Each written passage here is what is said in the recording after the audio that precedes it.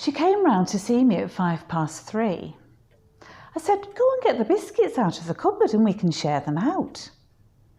So she went into the kitchen to have a look. But she came back saying, Mother, there aren't any biscuits there.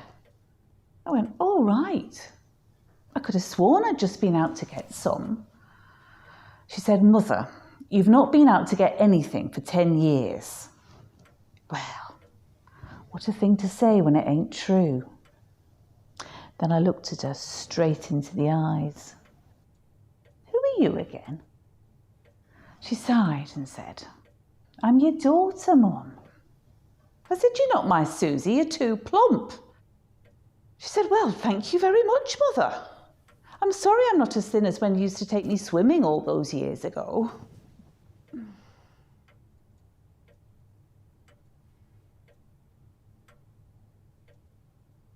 After she said that, I thought, yes, I remember those days.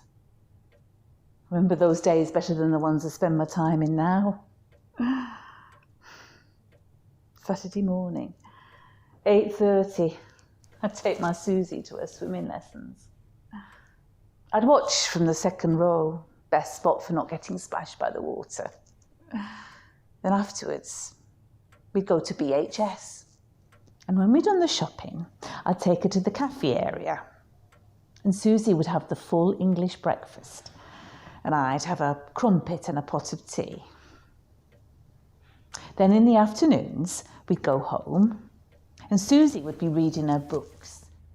And I'd be sat in front of the telly, wondering what holiday Dale Winton had been on recently. And afterwards, I'd catch up on all my soaps I'd missed out on during the week. Because I had to help Susie with her homework, or with fixing a bike, or making her pack lunches and her dinner and her tea. Yeah, I enjoyed those days. But I do wish I did more. My husband died in the war. Strange, isn't it? Because war was a horrible time, but it was a time when I actually did something that was focused on me. I enjoyed having my Susie, but it did take part of my individual approach in life away from me. Anyway, as I was thinking about all of this, that slob of a care worker was just staring at me. So I said to her, it's all right. You can go now. I don't need any care. She got annoyed at this. She claimed she was Susie and not my care worker. I said, get out, my house, my rules. Well, she stormed off. I watched her running out through my front garden. She got into a car and just drove off. I was feeling a bit peckish. So I got up to get some biscuits. But after searching all the cupboards, I found out there were none. That slob of a care worker's been taking them.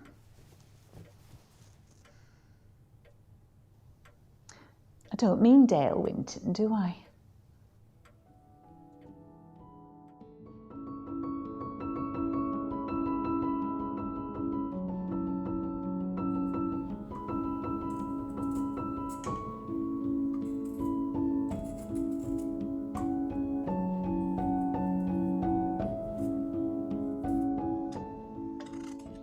When I finally got settled back in my chair, the doorbell rang.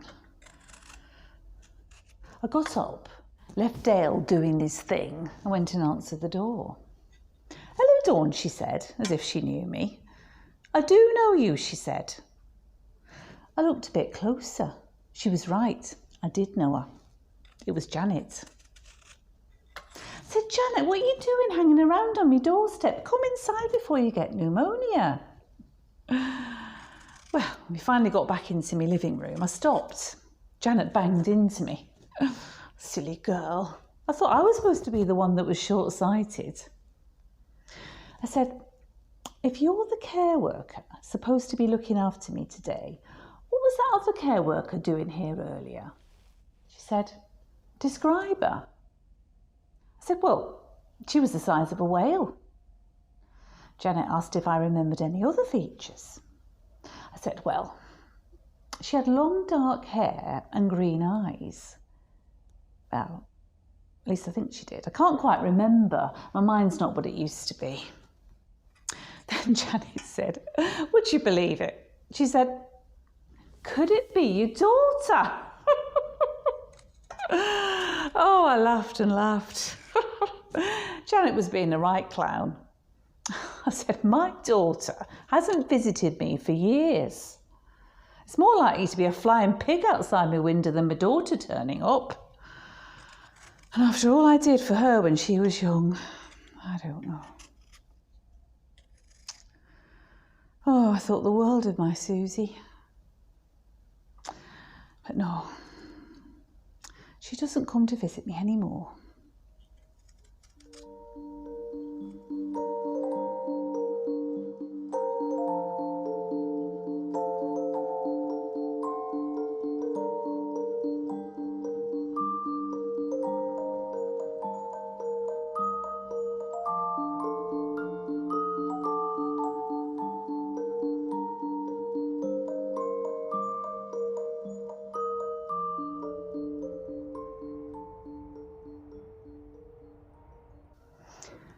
I had a husband. Oh, he was gorgeous.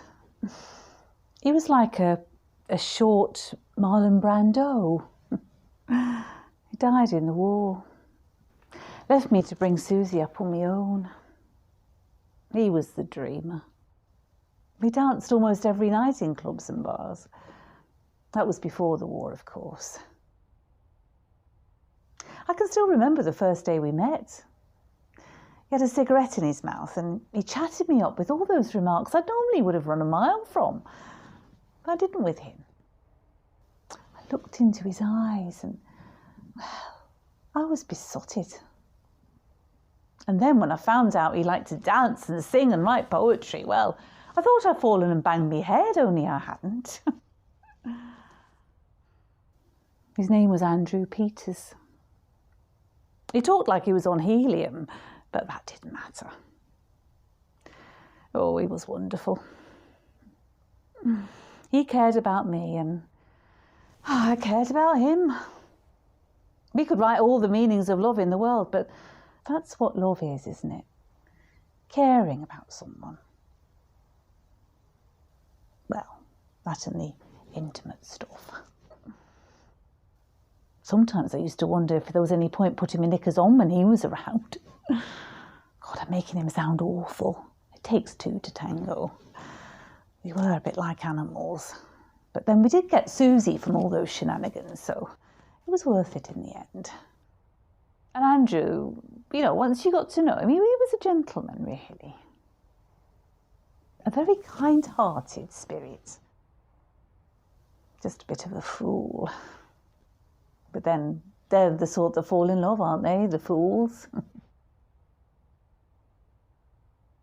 When he left to go to the war, I brought up Susie on my own. He wrote lovely letters to me, though. Oh, I've kept them all somewhere. Though I didn't need to, because they're all stored up here in my brain.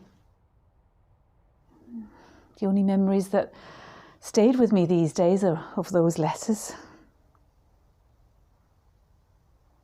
After the war, I took Susie to see him every day until she was old enough to make that decision for herself.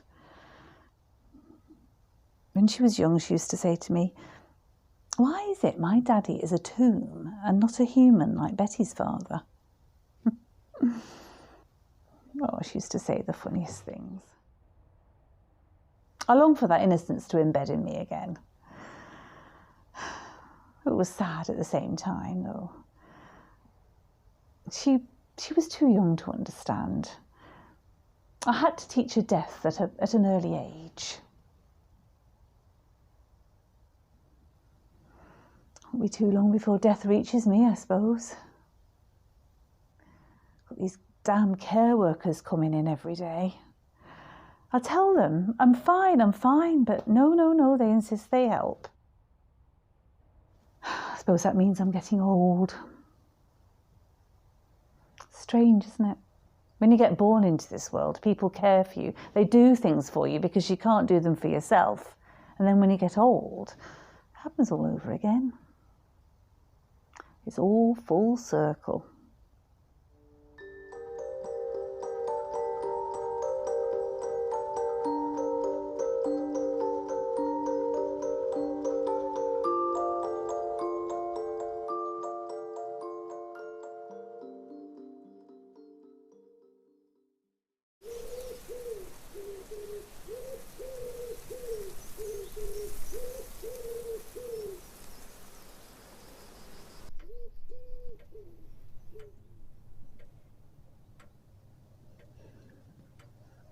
Today, I went and looked in my purse.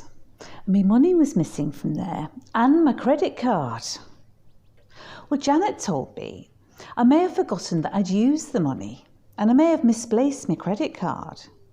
But I said to her, I know what I had in there and I know I put my credit card inside. I said, I bet it was that woman that was round here earlier. She went, what, your daughter? I said, no, that whale of a creature. I bet she's been stealing my stuff.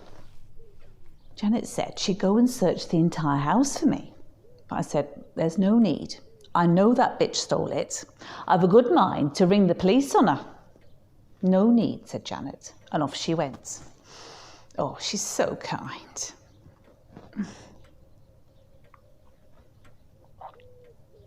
Anyway, eventually, she came back into the living room. She was waving something. I was trying to watch Countdown, but she kept waving the bloody thing. Anyway, turned out it was time for the advert, so I looked at her. She'd found it, my credit card. Good old Janet. What a wonderful woman. She's always there to care for me and to help me out. Oh, I don't know what I would have done if she hadn't have found it. I said to her, where on earth did you find it?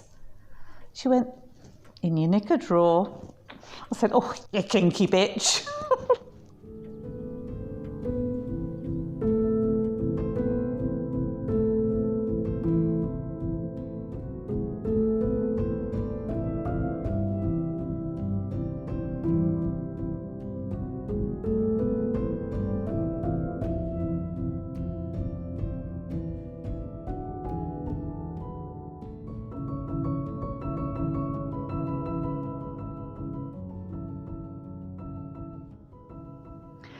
Isn't it strange that we only experience life from our minds?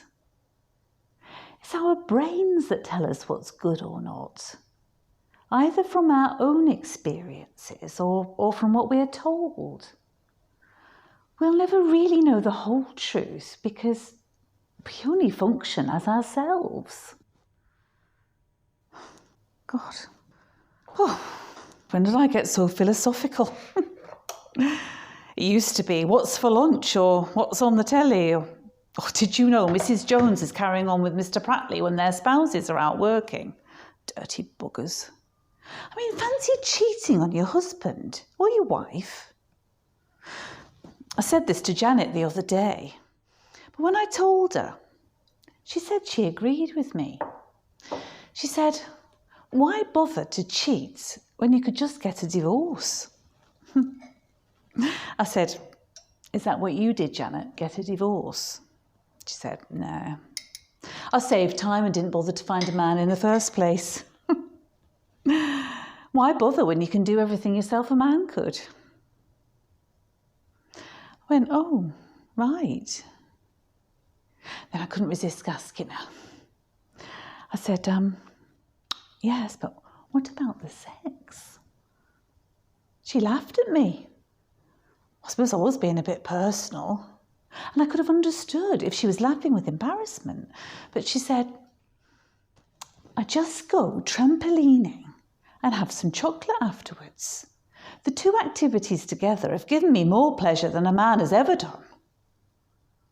I went, oh, right.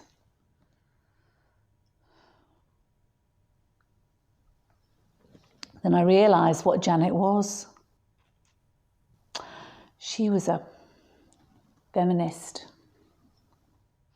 Well, I used to be one of those back in the day. You know, when it was all about burning bras and fighting for equal pay and equal opportunities. Oh, it's different these days, I suppose. Now it's all about saying men are useless and women should be allowed to call themselves bitches. It's very strange behaviour. Oh, I miss my Susie. I do hope she visits me again one day. I just hope she's doing something in life that makes her feel good. Never had the opportunity to do what I wanted to do. I always wanted to be a writer. My friend Victoria used to say to me, "Why don't you give yourself a boy's name like George Eliot? Then you've got more chance of being an established writer." I said, "Oh yeah, would I, bugger?"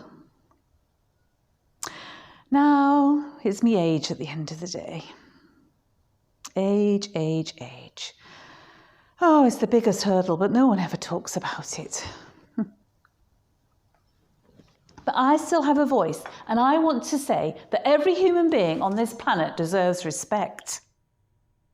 My husband didn't go to war for people to continue fighting. He did it for it to stop. We shouldn't be treated with discrimination just because we're getting on a bit and because we can't remember everything or do all the things we used to. When you get to my age, no one seems to think you're important anymore. Every human being deserves respect. Okay, maybe not Hitler. I said this to Janet the other day. I asked her what she thought. She went, "Oh, yeah, that's a nice idea, dear. I'm going to be leaving soon. Would you like any help with anything before I go, like going to the lavatory?" I went, No, I'm okay, dear. But what I wanted to say was, "I'm fine, you patronising cow. How does she think I cope at night? There's not a cut-off point." Honestly, and I thought Janet was one of the better ones.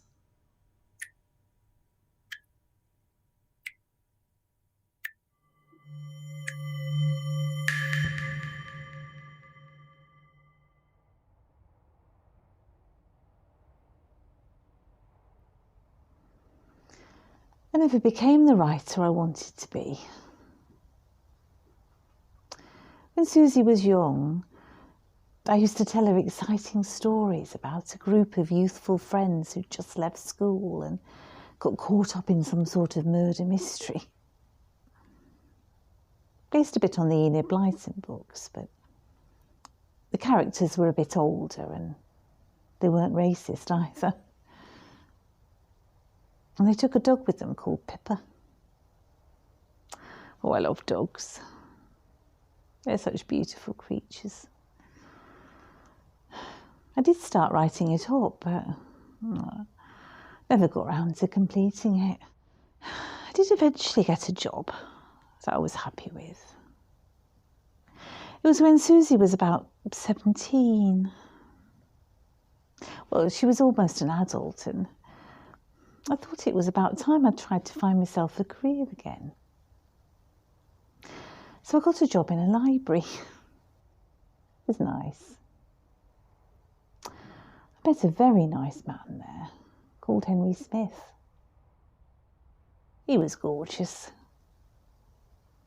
He wore sweater vests, and he was originally from the Caribbean, so he had that lovely sound in his accent. He always read the papers, and he would choose a book each week that he could complete it in time to come back next week and choose another one. Oh, he was a lovely man. He used to take me to wine and dine. He had a soft spot for me. I did for him, but Andrew was my man. Just didn't feel right to fool around with anyone else.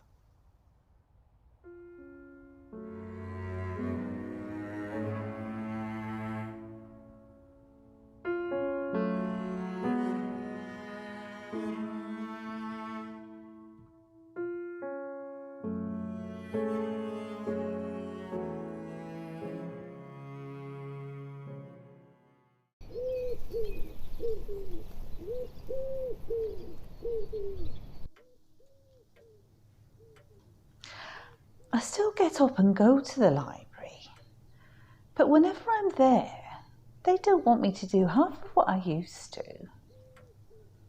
They just say to me, why don't you keep watch or read a book? I say, keep watch? What for? It's not a swimming pool. I'm not a lifeguard stopping people getting drowned in literature or history or Beano comics. Swimming pools. Oh, it's made me think of my Susie again. Anyway, keep watch. Read books. I can read books at home. When I'm at work, I ought to be helping customers take in and out their own choice of reading. What's strange as well is that they don't seem to care when I arrive or when I leave. And my colleagues don't look like they used to. It's the same with all the public services. They're not run with the same care that they used to be. When I started working, I was expected to arrive at 8:30 every Monday, Tuesday, Wednesday and Friday and leave at 5 o'clock. And I still continue to do that, even though it's not appreciated.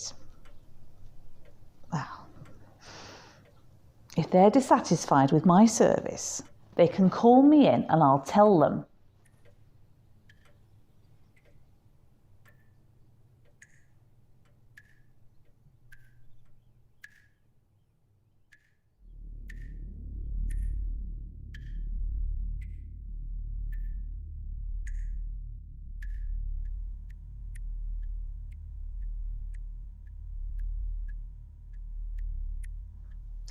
Janet should have been here an hour ago, but she hasn't turned up. What's the world coming to? I can't even stay in my own home anymore. People keep telling me what I should be doing and what I'm capable of, but these people are strangers to me and I don't take advice from strangers. I can't trust them, especially when they're making no sense. Oh, I'm scared. I'm scared. I'm terrified. These people are controlling me and I can't stop them. They say I will be looked after, but I don't believe them. They say I will be safer and happier. But what right have they to say how I'll feel? They don't know anything. I wish my daughter would help me. Why doesn't she visit me? I wish I could remember how to ring her. It all seemed so easy a few years ago, but I just can't remember how to.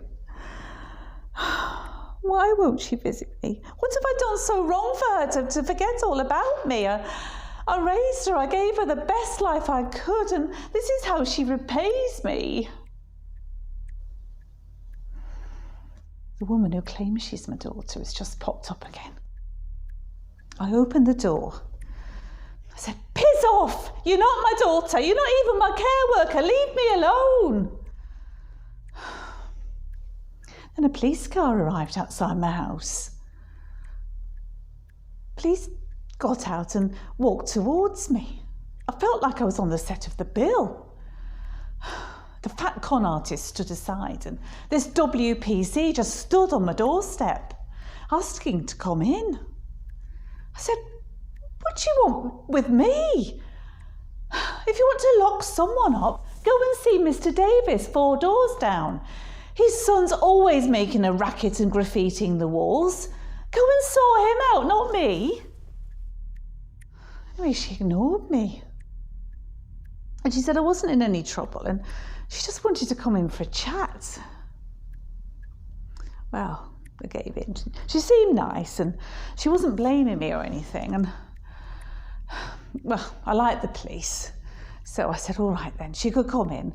I said, you and PC Plod can come in, but that bitch can stand outside. She's not my daughter. She's not my care worker. She's invaded my premises and she's stealing my stuff. She's a thief. Lock her up. And then, would you believe it? The fat cow flooded with tears. Would you believe it? Actual tears. I should have been the one crying, not her. I held it together. I wish I could now. But I'm never brave on my own. Anyway, the police came in. I said, do you want sugar in your tea? They said they didn't want any tea. I said, well, I do, and I may as well make use of the kettle. I always fill it up to the brim anyway, so eventually they gave in. So they came in the kitchen while I was making the tea. They chatted to me. They didn't seem as stern as they come across on the telly. They're really just like ordinary people in fancy dress. They said their names were Clara and Kevin. I didn't expect to be told their Christian names. Anyway, after I made the tea, I went into the cupboard to get some biscuits, but there were none. That can't be. I only went to buy 2 bags full the other day. Anyway, I suddenly remembered. I looked at the police. I said, it's her. It's that one outside crying her eyes out, playing the victim, whereas in fact she's been stealing my biscuits and my belongings. In fact, I'm glad you're here. I meant to give you a ring the other day, but someone, I can't remember who. I think it was Janice. Oh, Janet. She said not to bother. Anyway, Clara said it was best that we went into the living room and had a sit down because they had something they wanted to tell me. So I put the cups on the tray and Kevin asked if I needed any help. I said, I don't need any help. You're only just out of short trousers, Sonny, so don't patronise me. Anyway, we went into the living room and I put the cups down on the table. We sat down and helped ourselves to drinks and I smiled at them both. Then they tried to tell me that the woman outside, that large lady who I wouldn't let in, that she was in fact my daughter. I said, how dare you? I think I know my own daughter better than some bobbies. They said that she'd reported Janet, my care worker. They said Janet had been stealing things from my home and she'd used my credit card to buy things. I told them, you've got the wrong end of the stick. Janet had found my credit card. It's that woman outside that's been stealing my stuff. She's not my daughter. She's not a care worker. She's a disguised criminal. In fact, she must be a bloody mastermind if she's got the police fooled. Anyway, they wouldn't listen to me. Of all the people they should be listening to, it should be the homeowner. But no. They were listening to that woman lurking outside on my own doorstep. I tried to tell them, Janet's been taking good care of me. It's that woman outside that's been making my life hell. They tried to tell me a different story, but I was having none of it. I said, get out of my house if you're going to treat me as a liar and put that tea down. My gratitude will not be wasted on you anymore. Get out of my house this instant. Well, they soon left. I watched them leave, the 3 of them. I peered through the window and I muttered under my breath, yes, you go and never come back.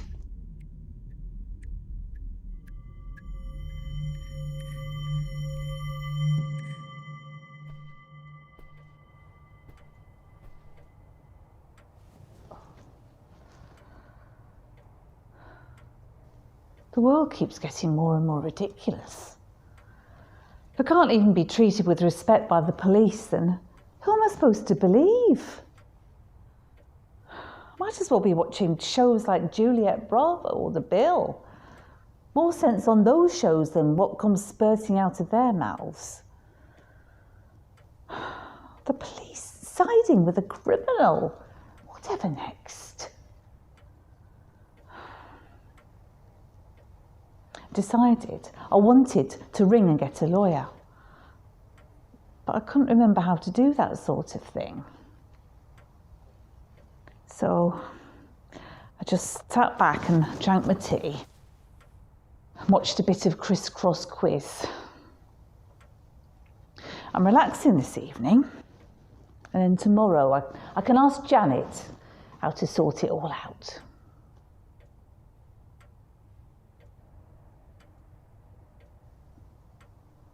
I don't mean crisscross quiz, do I?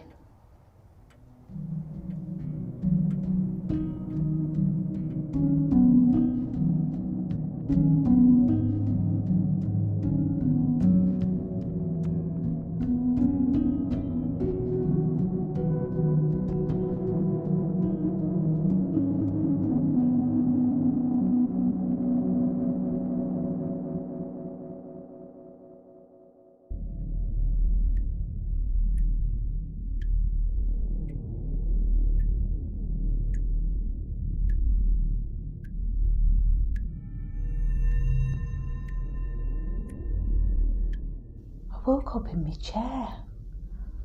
I'd left the telly on. The morning news was on now. All those stupid, annoying presenters acting like they're doing a serious job when in fact all they're doing is reading auto cues and discussing serious subjects in a trivial manner. All of them in their lovey-dovey, brightly lit studios when the people that actually suffer are left to suffer in the shadows. I didn't feel like moving, so I sat and watched for a while. Suddenly there was a knock at the door. I peered through my window. I'd forgotten to shut my curtains. What am I like? I saw some cars outside, but I wasn't sure whose they were. Anyway, eventually I opened the door. There were 3 people standing on my doorstep. They said they'd come to help move me out. I said, don't talk to me like I'm some worn down piece of furniture. They just kept insisting that I had to leave. Then you wouldn't believe what happened next. That woman who keeps pretending she's my daughter turned up. She shouted over to me that these were my new carers and that they were going to take me to a safer place to live. She said I wouldn't be seeing Janet anymore. That Janet had been arrested for fraud. I said, you can talk, you fucking hypocrite. Anyway, I slammed the door and I ran upstairs here to the bathroom. It's the only room in the house with a lock on the door. So I've locked it and I've just stayed here.